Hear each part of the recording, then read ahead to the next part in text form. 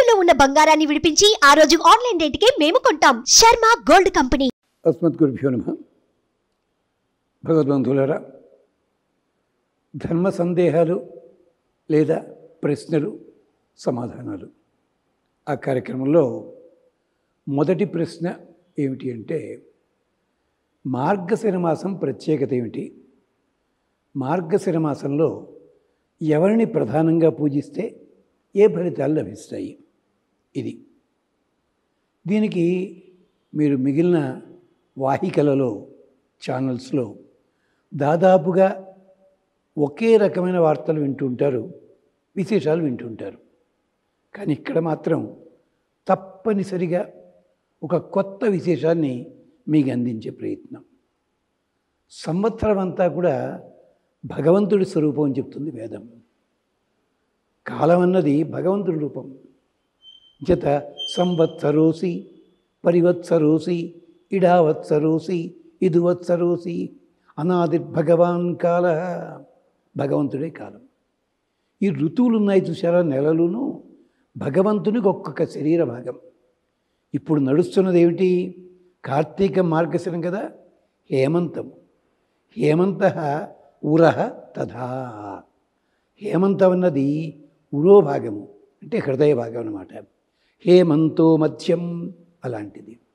అందున మార్గశిరం అంటే ఏమిటో తెలుసా అండి? మార్గశిరం హృదయస్థానం భగవంతుడిది. అంచేతే చెప్పుకుంటాడు భగవద్గీతలో, మాసానాం మార్గశీర్షోహం అన్నాడు. అనగానే ఓ విద్యార్థి అడిగాడు, మరి ఋతువునాం కుసుమాకర అన్నాడు కదండి, వసంత ఋతువు అన్నాడు కదా. వసంత ఋతువులో అందాలన్నీ భగవంతుడు మాసానాం మార్గశీర్షోహం అని చెప్పడంలో మార్గశీర్ష మాసం అన్నది భగవంతునికి హృదయస్థానము. ఇది నెల అనుకుంటున్నారు మీరు, అంటే మార్గశిర నక్షత్రము, మృగశిర నక్షత్రము. కానీ దీంట్లో చమత్కారం ఏంటి తెలుసిన? మార్గశీర్షం అంటే మార్గములలోకెల్లా ఉత్తమమైన మార్గము. అంటే భగవంతుడిని చేరడానికి రకరకాల మార్గాలు చెప్తారు అందరూ కూడా. దాంట్లో ఉత్తమమైన మార్గం ఏంటి తెలుసిన? భగవంతుడికి శరణాగతి చేయడం. ఇది ఎవరు చెప్పారండి? సాక్షాత్తు వరాహస్వామి చెప్పాడు. ఎక్కడ? భూదేవతకి.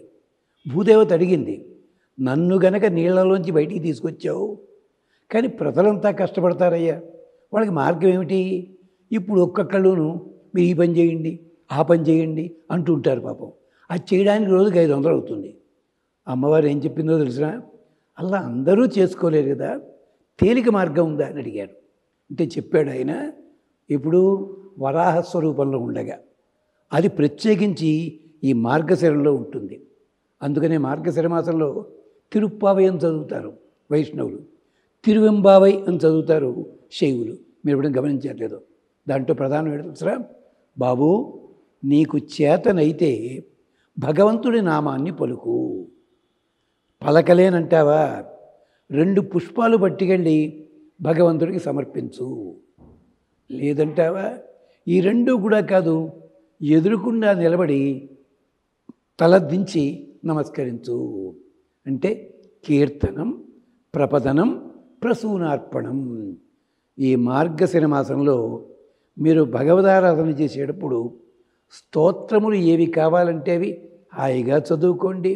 కీర్తనం, ప్రపదనం, శరణాగతి చెయ్యండి. అది కూడా నవ్వుతారని అనుకునేవాళ్ళేనాను. పుష్పాలు సేకరించండి, ఒక పుష్పం ఉంచండి, పూజలు చేసుకోండి. ఇది మార్గశిర మాసానికి ఉన్నటువంటి విశేషం అన్నమాట.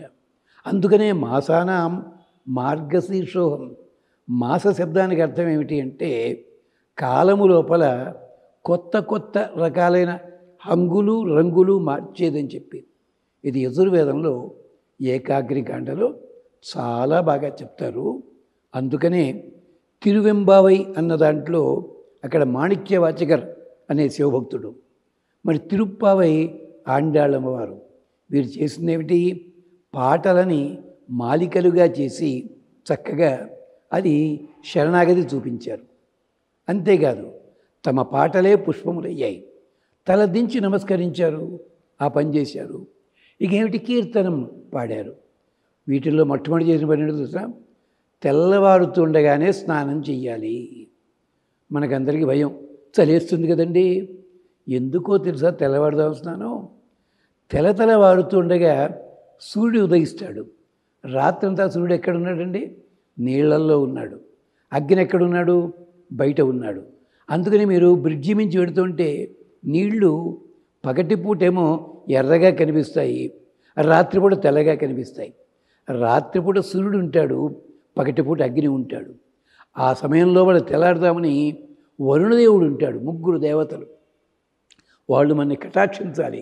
అందుకని తెల్లవారుదామని స్నానము చేసి భగవంతుడి దగ్గర దీపం పెట్టండి. మీకు తోచిన స్తోత్రం చదవండి. నైవేద్యమా మీ శక్తి కొలది చిన్న బెల్లం ముక్క పెట్టండి, మరొకటి చెయ్యండి, చేసుకోండి. కానీ కొంచెం శుచిగా చేసుకోండి, అంతే. ఇది మార్గశిర మాసంలో. ఈ మార్గశిర మాసంలోనే గోపికలంతా కూడా కృష్ణుణ్ణి కోరుకుని స్నానాలు చేస్తే కృష్ణుడు వాళ్ళ బట్టలు ఎత్తికెళ్ళాడు. ఎందుకో తెలుసా? వాళ్ళు వేడి పెంచడానికి కాదు, పూజ చేసే వేళ మర్యాద పాటించాలి. వాళ్ళు మర్యాద మర్చిపోయి ఒంటి మీద బట్టలన్నీ విప్పి స్నానం చేశారు. చెయ్యకూడదు. పూజ ఉన్న రోజుని ఒంటి మీద వస్త్రంతో స్నానం చేయాలి. ఆ పాట నేర్పడానికి ఎత్తికెళ్ళాడు తప్ప కొంటి కృష్ణుండి ఇలాంటి కబుర్లు చెప్పకండి. అక్కడ చెప్పాడు, మీరు తప్పు చేస్తున్నారు, నా స్పర్శ వల్ల మీ వస్త్రాలు పవిత్రమయ్యాయి, మీ ఒంటి మీద ఉన్నాయి, నేను తీసుకోలేదు అన్నాడు. ఇది ఎవళ్ళు చెప్పటల్లా, పాపం భాగవతంలో ఉంది. అందుకని మాసం అన్నది మార్గశీర్ష మాసము భగవంతుణ్ణి చేరడానికి మంచి ఉపాయము. అయ్యా ఇన్ని చెప్పారు, కానీ మాకు తేలిగ్గా పూజ ఎలా చేసుకుంటామండి? అందరికీ తేలిగ్గా చేసుకునే పూజ ఏమిటి తెలుసునా? పొద్దున్నే చక్కగా శుచిగా స్నానం అయిపోయిన తర్వాత శిరస్నానం అక్కల్లా చేసుకుంటే చేయండి, పర్వాలేదు. ఇంటి ముందు దీపం పెట్టండి, దేవుడి గుడి దగ్గర దీపం పెట్టండి.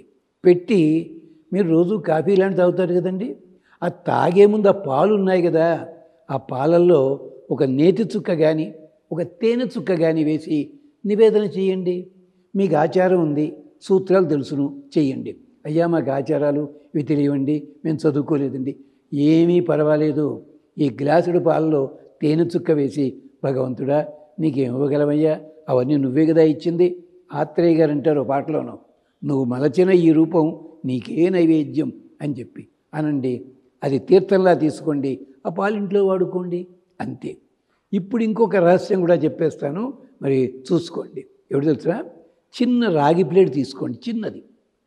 నూనె వేయండి, 7 ఒత్తులు ఎర్ర ఒత్తులు వేయండి. ఏమిటి ఎర్ర ఒత్తులు? కుంకంతో మదిపిన ఎర్ర ఒత్తులు వెలిగించి కొంచెం యువతలు పెట్టుకోండి, దండం పెట్టండి. ఇది నెలంతా చేసి చూడండి, మీకు ధన సంపత్తి ఎంత బాగా వస్తుందో తెలుసా?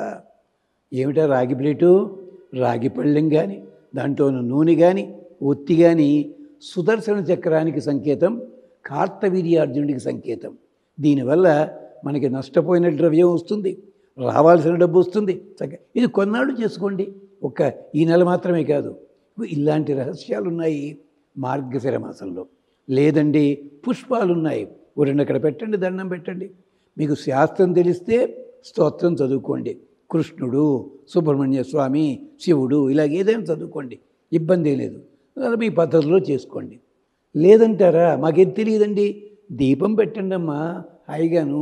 ఇంకో పని చేయండి, ఇంట్లో పిల్లలు ఉన్నారనుకోండి, పొద్దున్న సాయంకాలం ఆ పిల్లలకి కాస్త కొంచెం చిటికెడు ఉప్పు తీసుకుని దిష్టి తీసేసి పెంట మీద పారేయండి. పొద్దున్న దీపం పెట్టగానే పిల్లలను వచ్చి దండం పెట్టుకుని రానన్న అని చెప్పండి. ఇది మార్గశిర మాసం. దీని వైభవాన్ని పద్మపురాణము, స్కాంద పురాణము, హరివంశము, భాగవతము, లింగ పురాణం కూడా చెప్పింది. అది అంచేత ఈ మార్గశిర మాసము మీకు సకల క్షేమములు కలిగించుగాక అని ఆశాసన చేస్తూ హాయిగా గుర్తుపెట్టుకోండి. దీనికి వివరాలు, సంబంధించిన వివరాలు కథల లోపల మన వాళ్ళంతా చెప్తూనే ఉంటారు. అంటే దానికంటే కొత్తది చెప్పడం జరిగింది ఇక్కడ. శుభం, జాగ్రత్త, సమస్త సన్మంగళాని సంతు.